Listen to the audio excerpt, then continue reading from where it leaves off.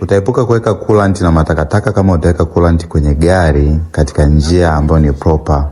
Hii BMW 3 Series tulikuwa tunaweka coolant, lakini coolant iligoma kuingia kwa sababu ya matakataka yalikuwa kwenye coolant. Umeona coolant ilikuwa imejaa utando kama huu ambao ninautoa hapo. Kwa hiyo ulikuwa na block filter ambayo inakuwa kwenye hii kit. Na filter yake hii hapa. Hapo unapoona pana hiyo rangi ya kijani kijani ndio huo utando na umeziba hiyo filter. Kwa hiyo coolant ilikuwa inagoma kupita hapo na kuingia kwenye gari. So tulazimika kuweka hiyo coolant kwa shida na haikujaa vizuri, na kiwango ambacho kilikuwa kimebakia tulazimika kuchuja kama hivyo ili ndo tuweze kukiweka.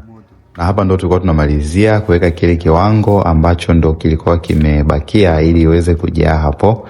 Sasa tofauti ya kuweka kama hivi kwa kumimina na kuweka kwa kiti, unaweza kuona kwamba tungekuwa tuliweka tu kama hivi moja kwa moja, maana yale matakataka yote yalikuwa yanaingia humo na yanaenda kuziba zile njia za rejeta, na matokeo yake ndo baadaye unaona gari inachemsha, kwa sababu njia za rejeta ni ndogo sana kwa mnaoifahamu rejeta ilivyo.